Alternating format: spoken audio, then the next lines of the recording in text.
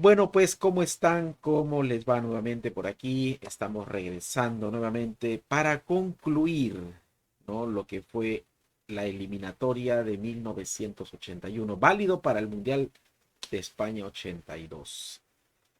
Estamos concluyendo la eliminatoria, ¿no? Ya aquí se acaba. Recuerden algo también que es importante, que esto es ¿no? Una opinión mía que yo doy basado en mi propio análisis, que no soy dueño de la verdad, por supuesto. Recibo muchos mensajes privados por ahí y la verdad que pues algunos piensan que yo estoy diciendo como que es la verdad. No, son mis opiniones. Una cosa son hechos y otra cosa son opiniones, ¿no? Los hechos están ahí.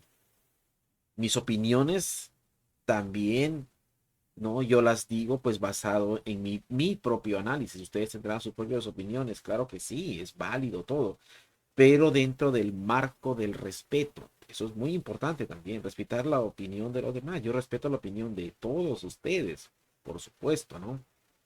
Y por eso estamos recordando juntos. De hecho, hay ocasiones que yo me equivoco en los nombres, ¿no? Y algunos afortunadamente me han corregido. Por ejemplo, por ahí yo hablé del partido, la Unión Soviética contra Chile, que fue en agosto. Yo dije que fue en agosto, pero me equivoqué. Fue en septiembre, por supuesto que fue en septiembre, pero a veces me equivoco también. Yo sé que fue en septiembre, pero a veces me equivoco con el palabreo, y como nunca edito, nada más hablo, nunca edito, no quiero estar editando, quiero hacerlo natural, entonces tengo errores. También he tenido errores ya dos ocasiones seguidas en el mismo error. Por ejemplo, el árbitro del Uruguay-Perú, Pagano por Silvano, ¿no? Me equivoco constantemente en ese. Siempre digo Pagano en vez de decir Silvano. Me equivoco siempre, ¿no? En algunas cosas por ahí, ¿no? También llamé República Checa a Checoslovaquia cuando todavía no existía la República Checa, ¿no? Sabemos que la Checoslovaquia después se convirtió, hubo divisiones y eso se convirtió en República Checa, una parte, pero yo le llamé República Checa cuando no existía República Checa, era Checoslovaquia, campeón de la Copa de Europa de 1976. No República Checa, Checoslovaquia, pero yo dije República Checa. Es, son errorcitos pequeños, ¿no? Que obviamente pues, se entiende, ¿no? Hoy vamos a terminar lo que fue, pues, los relatos, ¿no? Las reseñas, las crónicas de la eliminatoria del 81. Hemos hablado de la eliminatoria del 77. Hemos hablado de la eliminatoria del 73 también, ¿no? Y vamos a hablar de la eliminatoria del 85, quizás la próxima semana, ¿no? Vamos a hablar de la eliminatoria del 85. También hay material para conversar.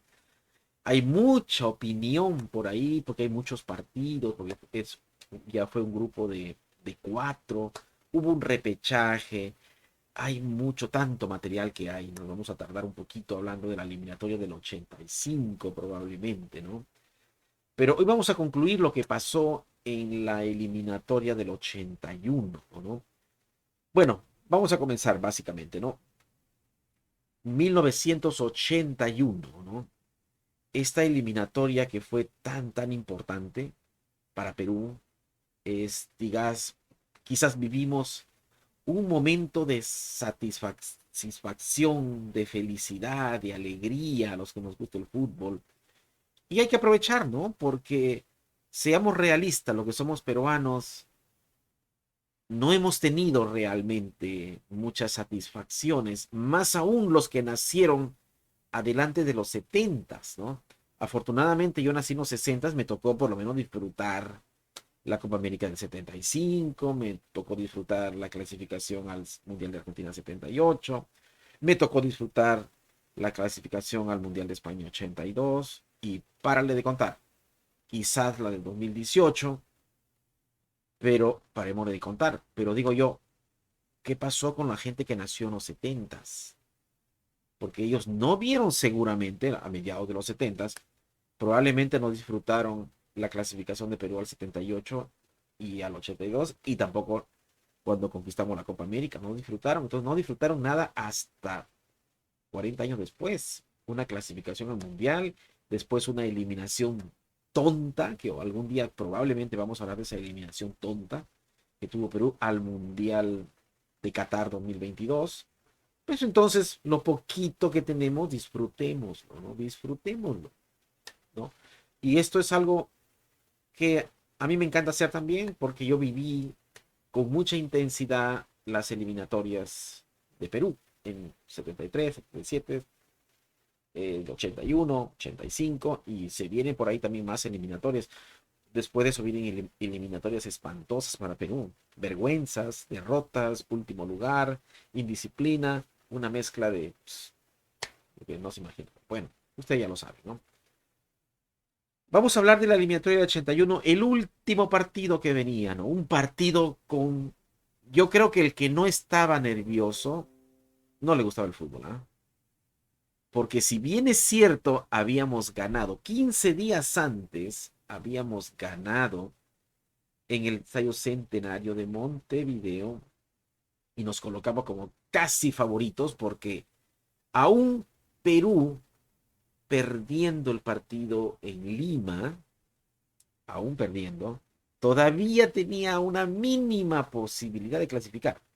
Y ni tan mínima, porque iba a jugar con Uruguay jugaría contra Colombia en el Campín de Bogotá, cuando Colombia había anunciado que el partido lo iba a tomar muy en serio, aunque ya estaba eliminado. Pero Perú no podía por nada del mundo depender de un tercero, como en el caso de Colombia. Extremadamente peligroso, a pesar de que se jugaba en altura, a pesar de que Colombia era dueño de casa, a pesar de que Uruguay no andaba bien, a pesar de muchas cosas.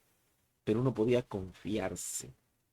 Tenía que empatar como mínimo y tenía, según las declaraciones del director técnico de Perú, Elba de Pado Alimatín, este partido hay que ganar, hay que pensar en este partido que estamos eliminados y hay que ganar como de lugar. El siguiente paso a fallar es empatar. Entonces, eso era la lógica de Elba de Pado Alimatín, ¿no? De hecho, Pocho Rospigliosi en su programa que tenía Gigante Deportivo, entre tanta conversación y porque tuvimos 15 días sin parar de hablar del partido, sin parar, ¿no? En esos 15 días pasaron de todo, ¿no?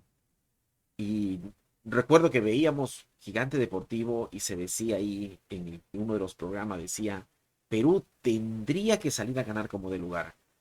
La mayoría, casi al 95%, opinaba que Perú tenía que ir a matar a Uruguay para asegurar. Algunos opinaban, pero casi nadie. Solamente hubo un comentarista que dijo que habría que asegurar jugar con Jorge Olaechea y Velázquez en el medio campo y que descansara La Rosa y que Uribe jugara un poquito adelantado. O sea, había estrategia, ¿no? Pero esa forma de jugar con Olaechea y Velázquez lo dijeron unos cuantos. La mayoría opinaba que como Perú tenía un equipo con mucha clase y mucha categoría en los pies de los delanteros que teníamos, los jugadores de ataque, habría que aprovechar. Se jugaba en Lima, en un terreno que Perú lo conoce bastante bien, en un terreno que hasta ese momento Perú era imbatible en Lima. Yo al menos nunca había experimentado una derrota en eliminatoria en Lima y mucho menos tampoco habíamos recibido gol. No habíamos recibido gol en eliminatorias. Y ese día tampoco recibíamos un gol, porque en el 81 no recibimos ningún gol, en el 77 no recibimos ningún gol, en el 73 no recibimos ningún gol, en el 69 no recibimos ningún gol. O sea, éramos imbatibles en esa cancha. Entonces uno se ponía a imaginar argumentos, ¿no?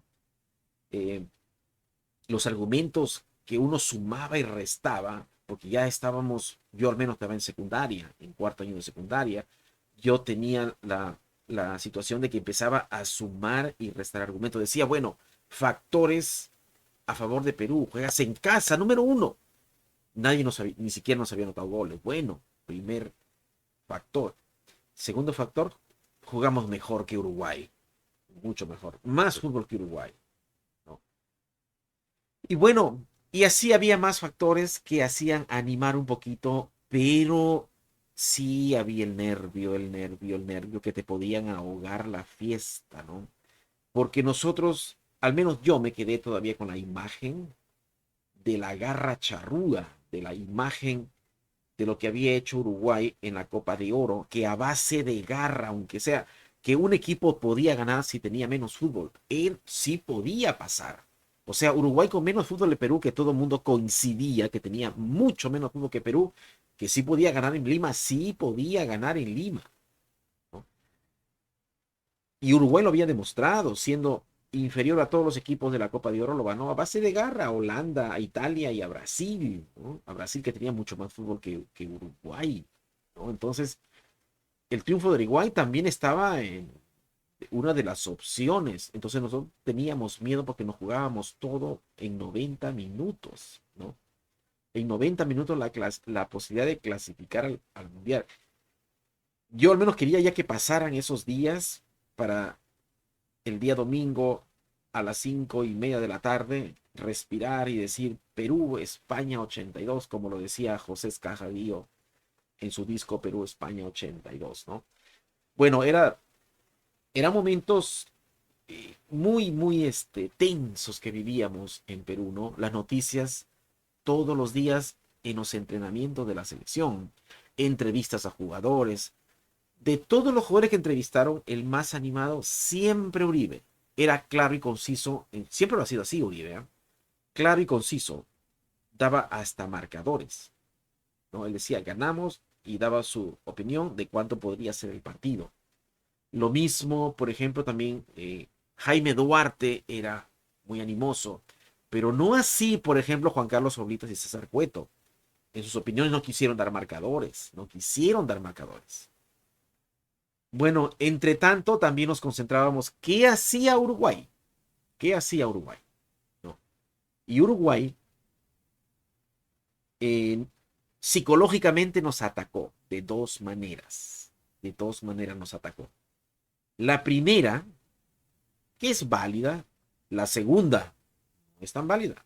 La primera fue que Uruguay colocaba en las portadas de sus diarios, muy grande, ¿no? Muy grande. Lo colocó 3 veces para que llegue el mensaje a Perú. Y colocó diciendo, muy grande, Uruguay es como el ave fénix, que renace de las cenizas. Bueno, nos estaba diciendo, Uruguay tiene pocas posibilidades, pero puede renacer de las cenizas, porque Uruguay ha sido siempre el ave fénix. O sea que tienes que ganar en Lima y tienes que ganar en Bogotá, que Uruguay lo iba a lograr. Opinaban muchos también, que Uruguay lo iba a lograr. Los comentaristas uruguayos también decían, la revancha está en Lima.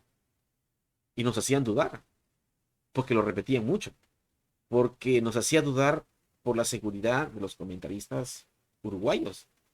Uruguay, 3 días después o 2 días después, nuevamente, Uruguay es como el ave fénix, que renace de las cenizas.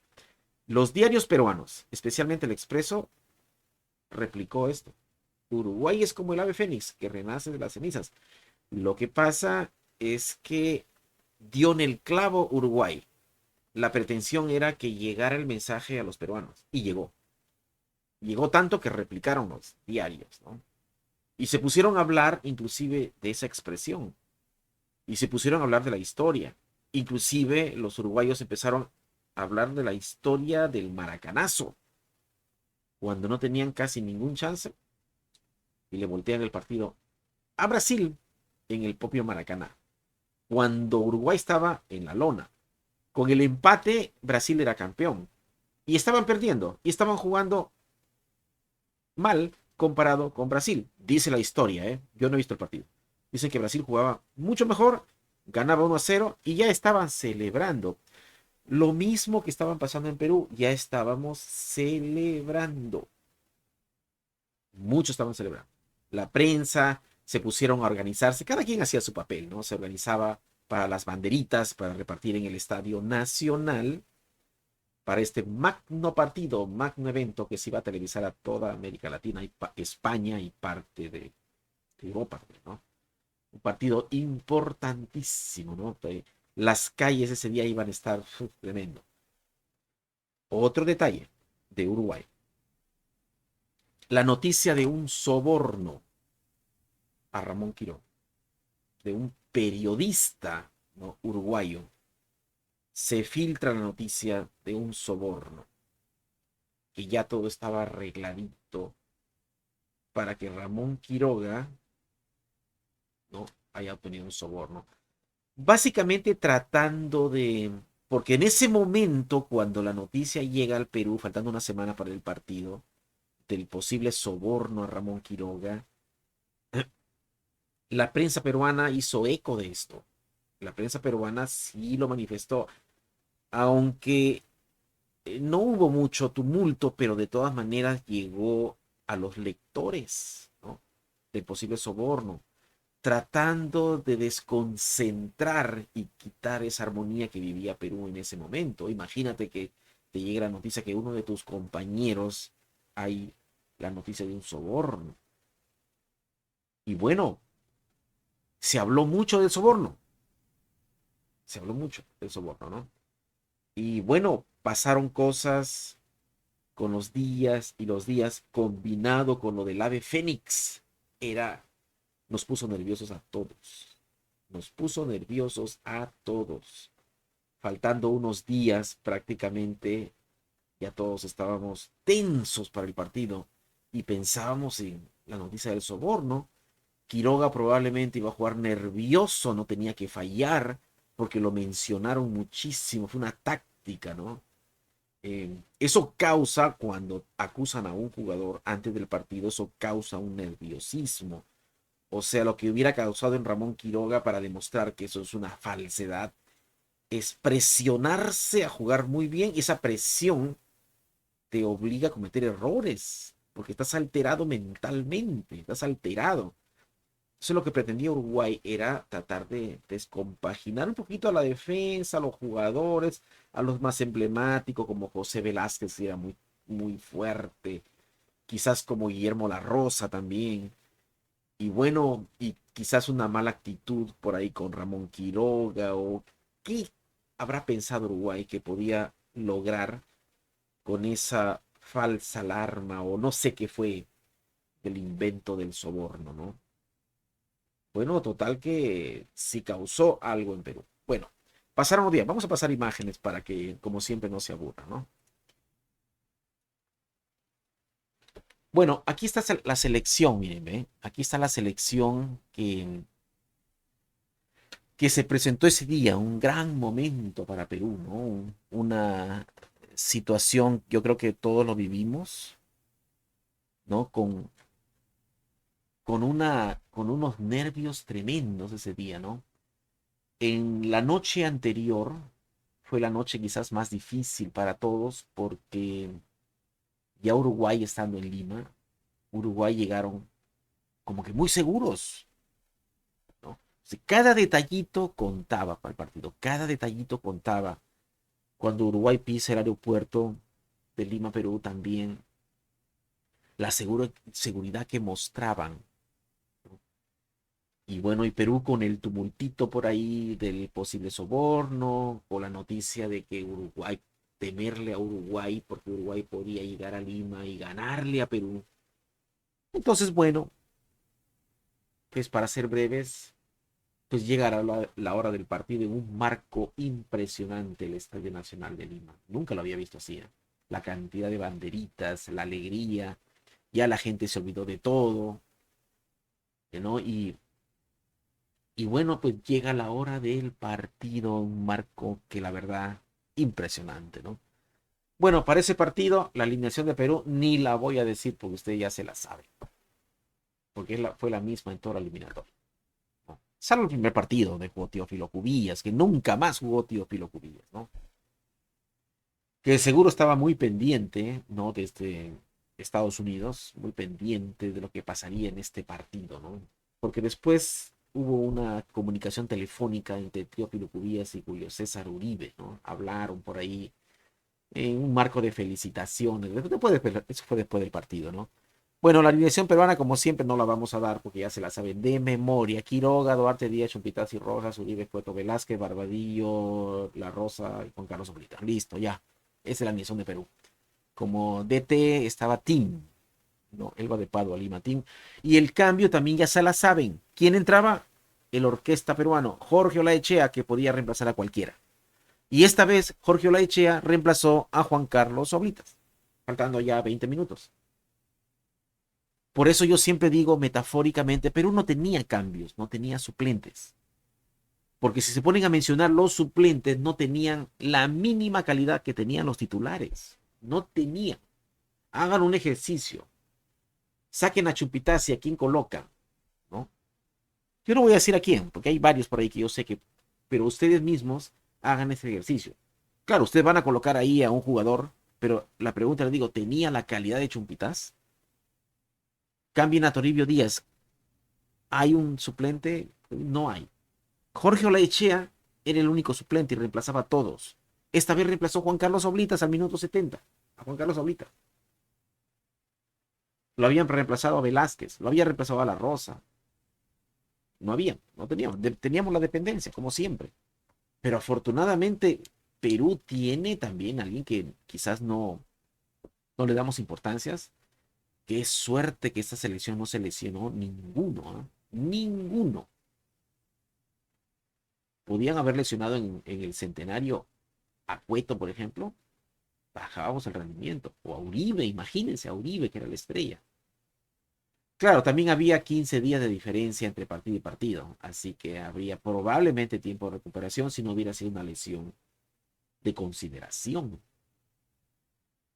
Bueno, para el equipo uruguayo, con respecto al último partido, hay cambios, hay cambios.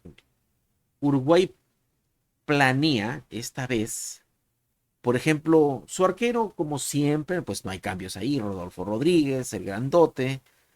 La defensa tampoco hace cambios porque juega siempre Hugo de León, el Barbón, con Blanco, que jugaba muy bien Blanco. Blanco y de León. Y jugaban Daniel Martínez y Moreira. Los cuatro de siempre. Los cuatro de siempre. En el medio campo hay un pequeño cambio. Esta vez sale Krasowski. Sale Krasowski. Mantienen a Jorge Barrios porque Uruguay quería mantener la idea de marcar a Uribe. ¿Por qué? Porque, si se dan cuenta, Barrios lo había marcado bien a Uribe. Con la diferencia, porque Uribe no la tocó casi en el centenario. Con la diferencia es que la única vez que la tocó le dio un poco de espacio a Uribe, que no lo marcó a presión, le hizo una jugadaza, ¿no? A Barrios, Uribe a Barrios, en el centenario. Pero en el fondo, analizando todo el contexto, Barrios lo marcó bien a Uribe. No lo dejó tocar el balón. Esta vez los expertos de Uruguay decían de que Barrios tenía que corregir el error de no dejarlo tocar el balón de frente a Julio César Uribe. No dejarlo. Lo más que podía quitarlo. Y que Uribe, si le salió una gran jugada en el Centenario, no necesariamente le iba a salir en el Estadio Nacional de Lima. Entonces se optó para que Barrios continuara con la misma tónica de marcar a Julio César Uribe. Así que Barrios se mantiene en el medio. El otro era Rubén Paz, que no podían dejar a Rubén Paz. Y esta vez juega de la Peña, ¿no? Y no juega Krasowski, juega de la Peña, ¿no? Juegan los tres, Jorge Barrios, de la Peña y Rubén Paz. El que sale es Krasowski, que era un poquito más trajinador también, pero un poquito más de talento en los pies era Eduardo de la Peña, Rubén Paz y Jorge Barrios, que era el que iba a marcar a Uribe. La idea de Uruguay era ganarle el medio campo a Perú, porque lo veían como un medio campo peligroso. Ahora Uruguay opta por sacar al Cascarita Morales. a Julio César Morales.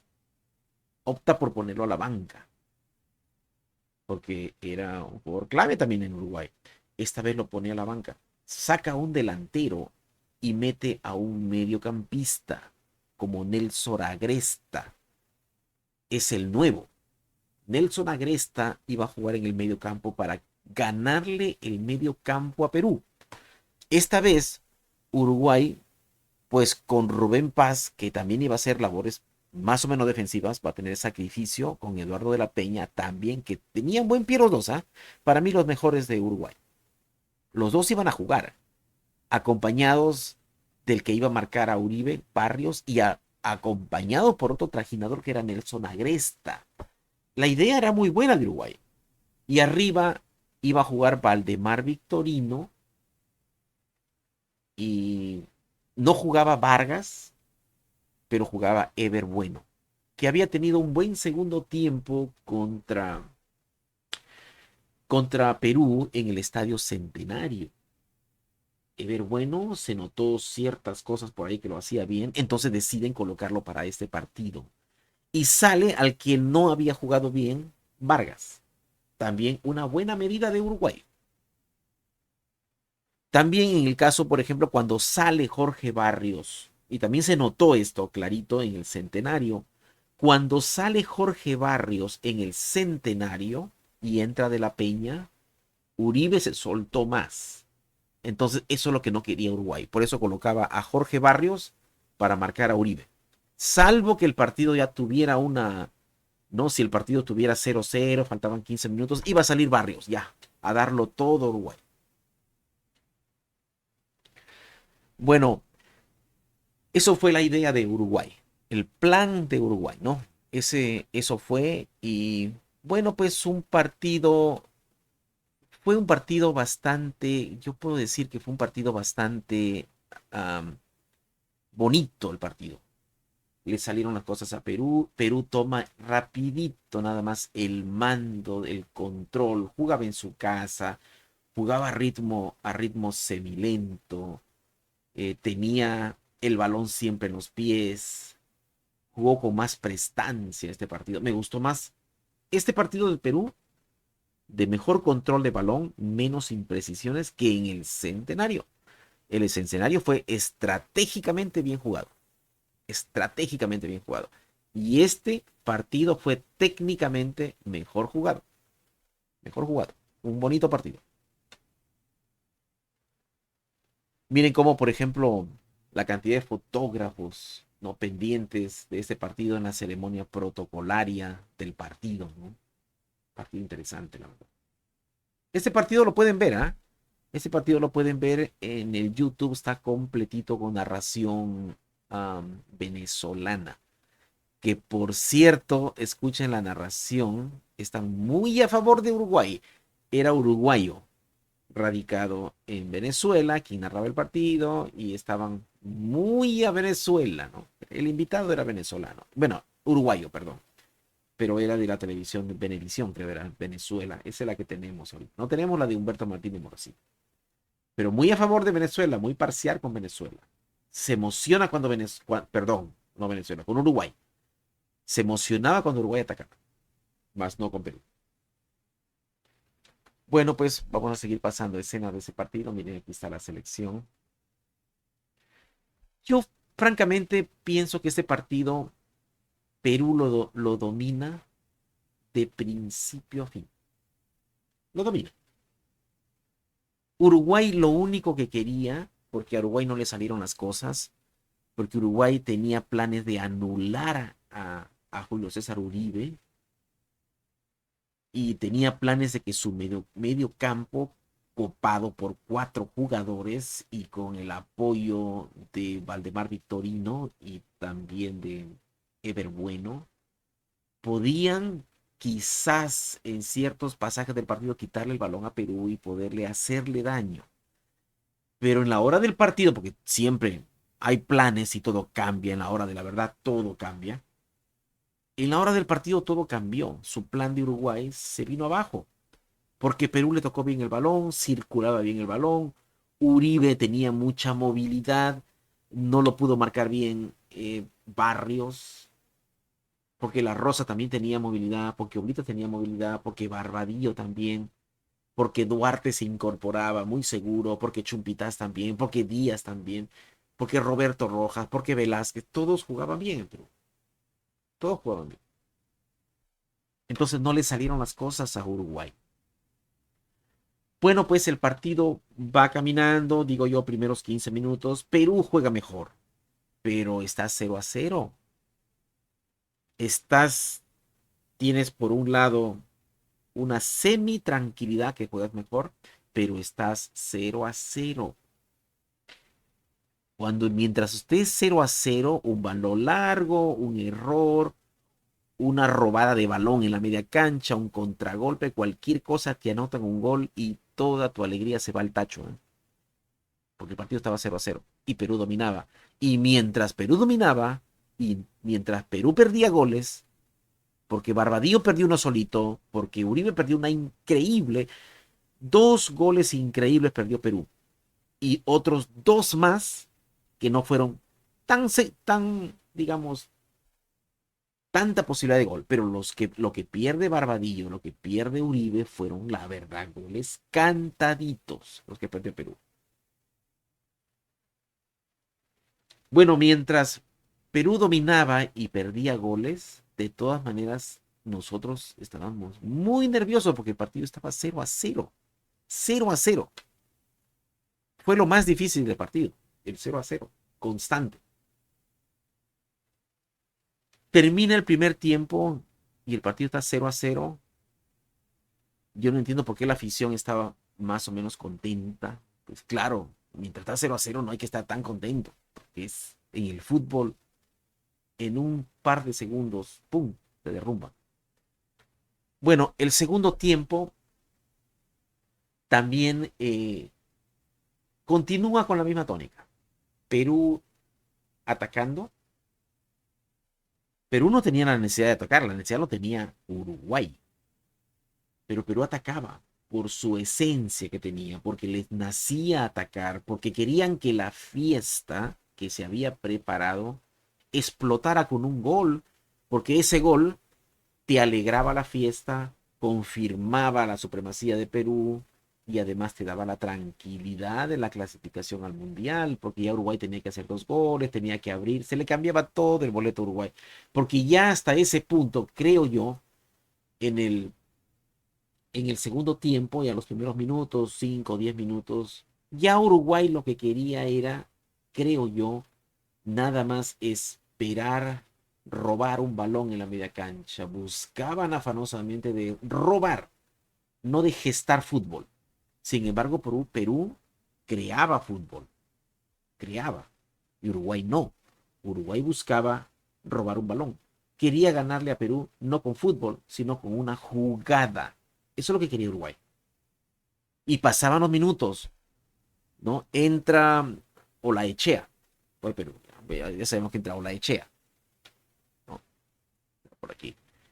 Entra Olaechea por Perú para tratar de que, bueno, aguantar un poquito más.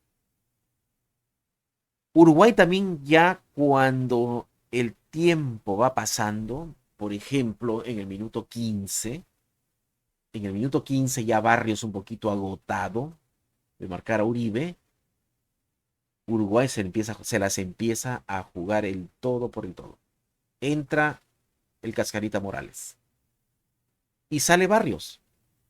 Ya no le importa a Uruguay lo que haga Perú, lo que quiere Uruguay ya ahora sí es una posibilidad de gol. Y lo habían guardado a Julio César Morales, que ahí lo vemos precisamente, para la sorpresa, ¿no?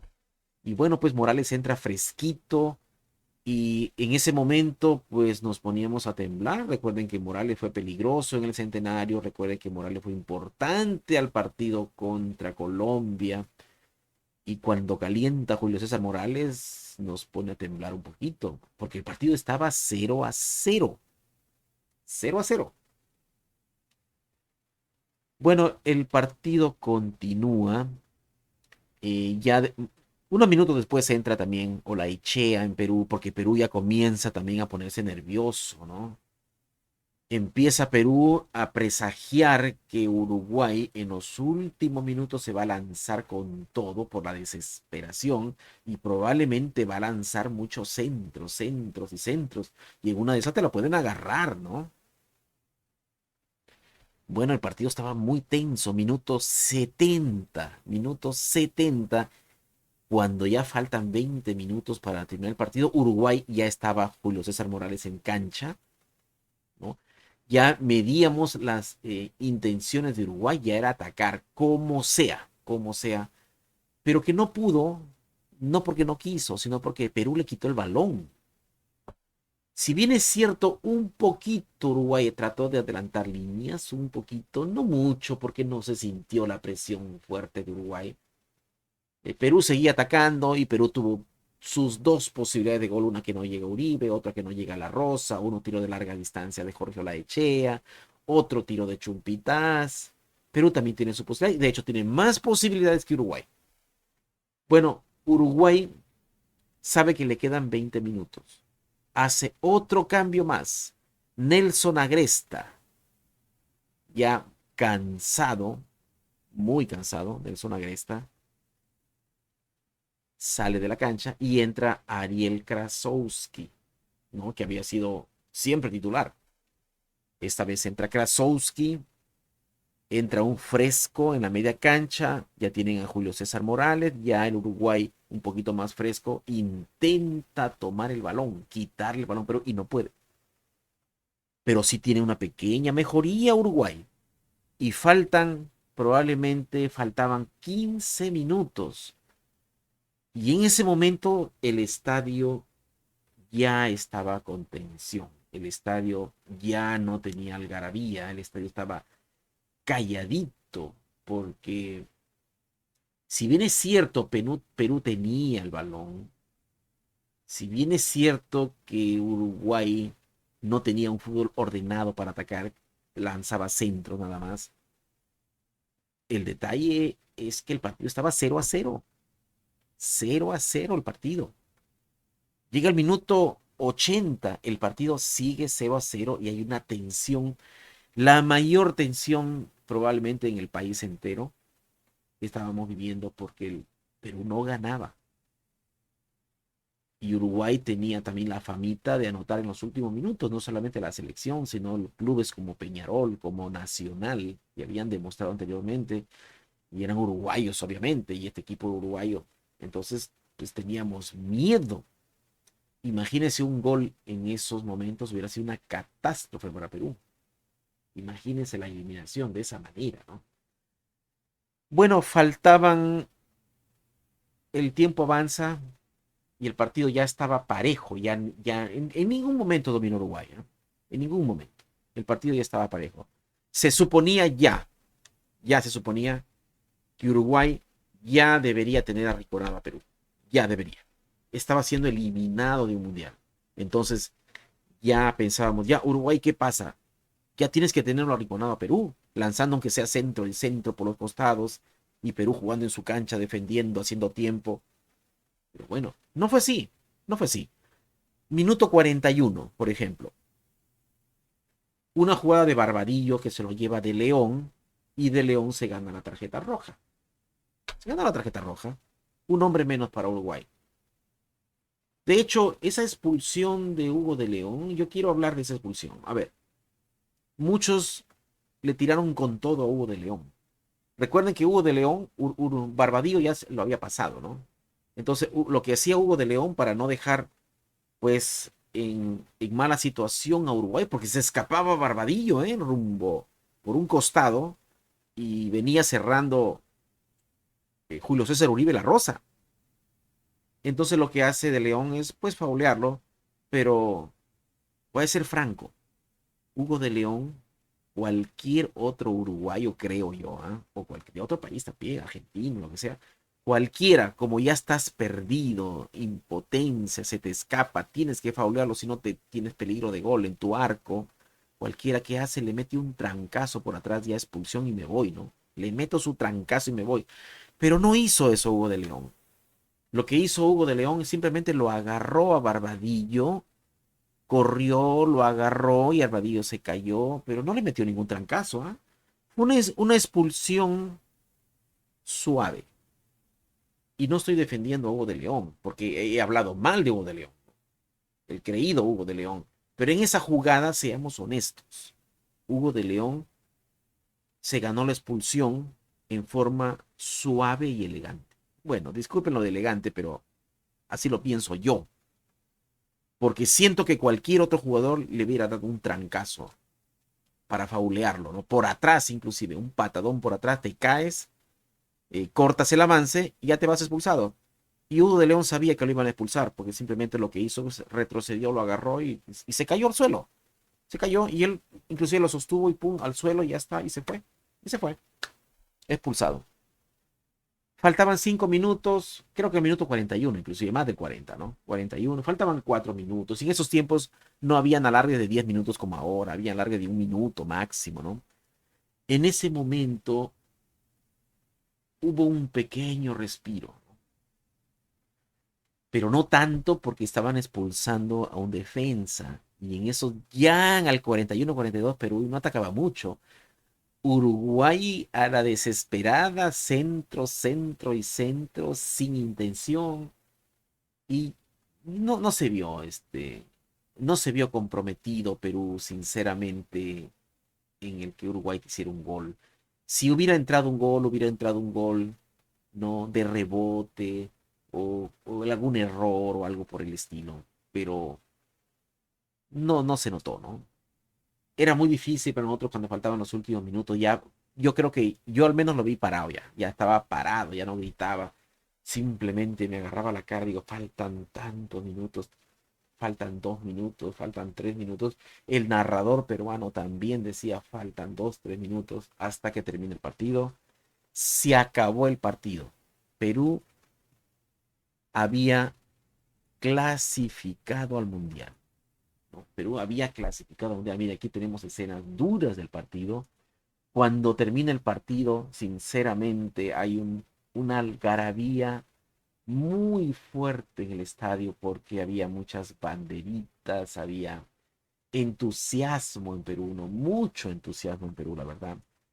Elba de Pado Ali Matín también muy asediado por la prensa, ¿no? Aquí bien vean a la banda republicana, ¿no? Donde fueron los que entonaron la ceremonia de los himnos nacionales.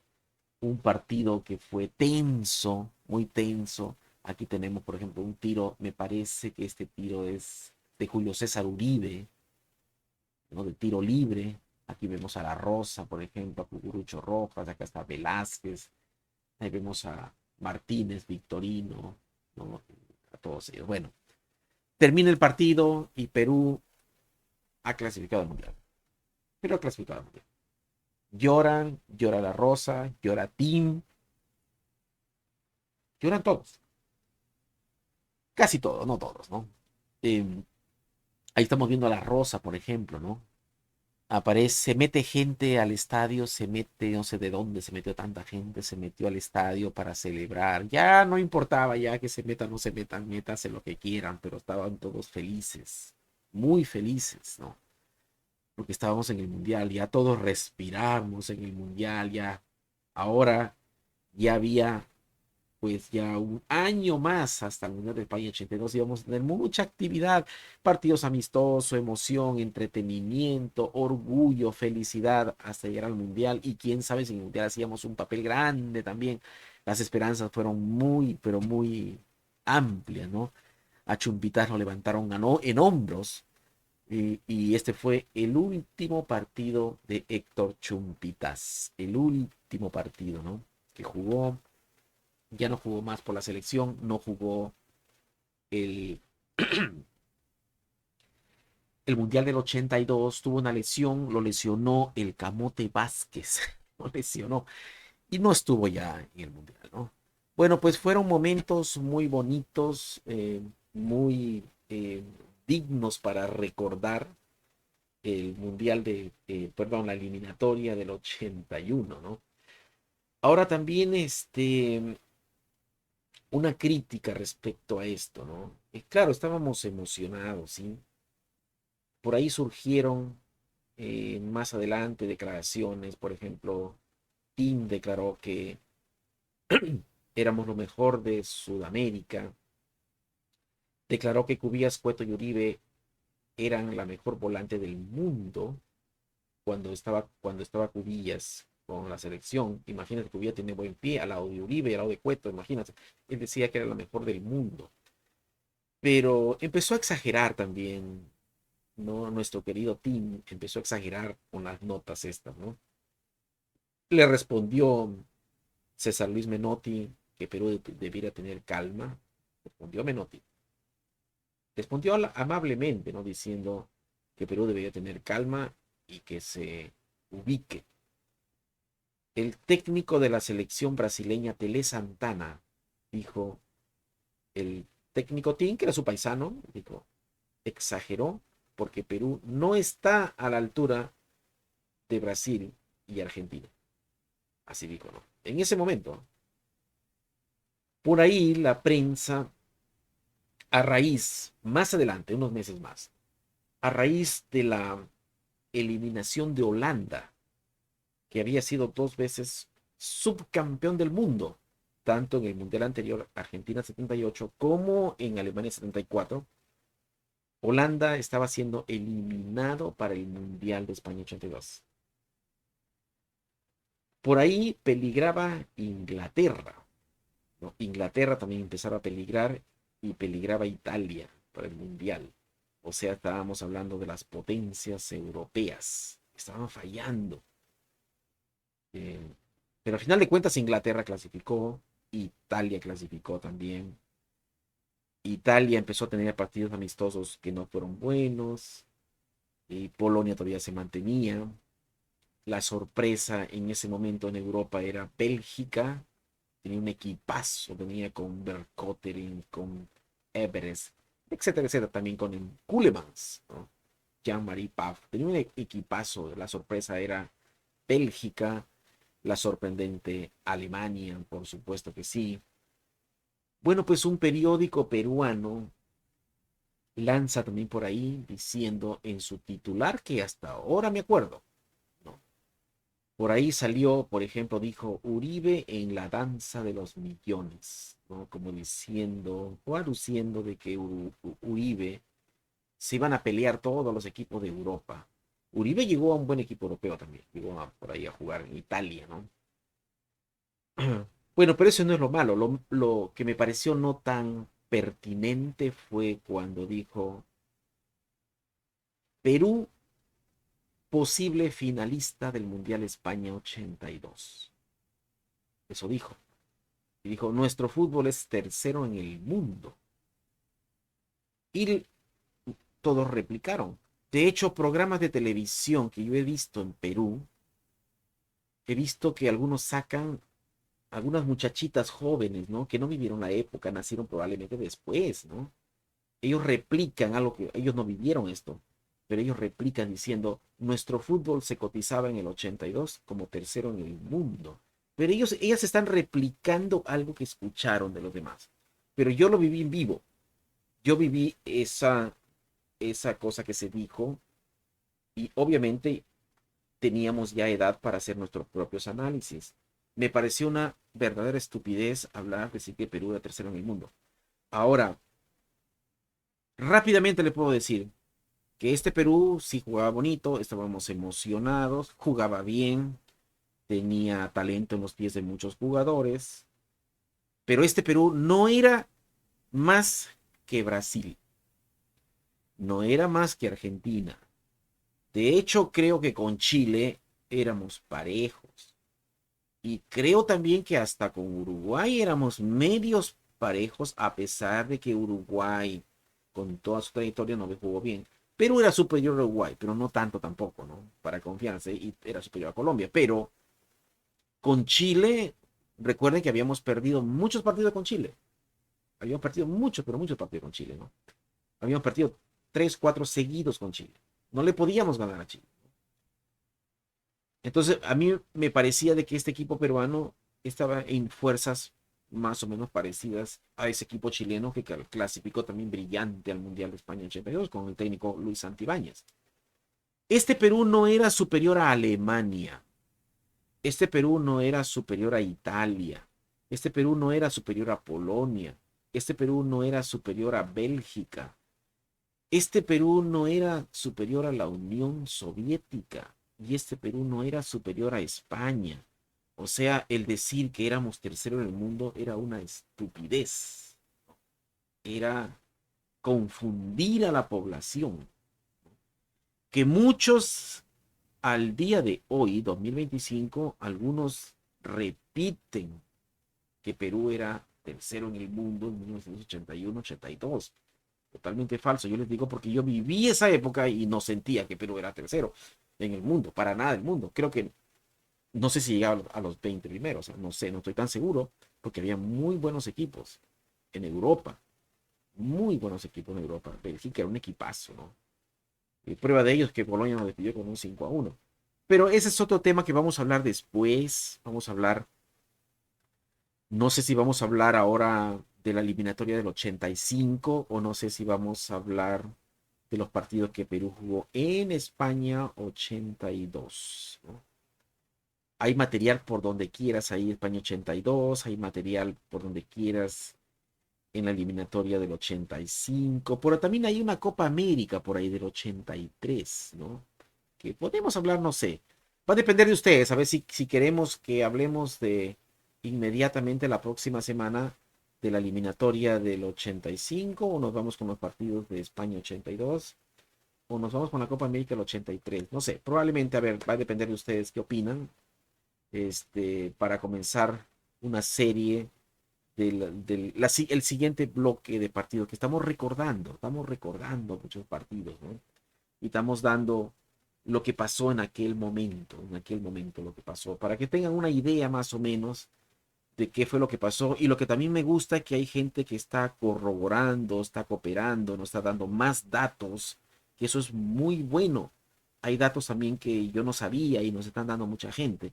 Ojalá que la gente siga cooperando para documentar más los partidos de eliminatoria que ha jugado Perú, ¿no? En años que mucha gente no tiene imágenes, porque estos partidos sí los tenemos afortunadamente. Este partido que hoy hemos hablado sí existe para verlo completito. El partido anterior en el Centenario también existe para verlo completito. El Perú-Colombia también existe. El que no existe completo es el partido en Bogotá. Que algún día ojalá podamos tener ese partido nuevamente, ¿no? Por aquí para disfrutarlo. Bueno, gracias a todos. Estamos en contacto nuevamente. Pásenla bien. Nos vemos.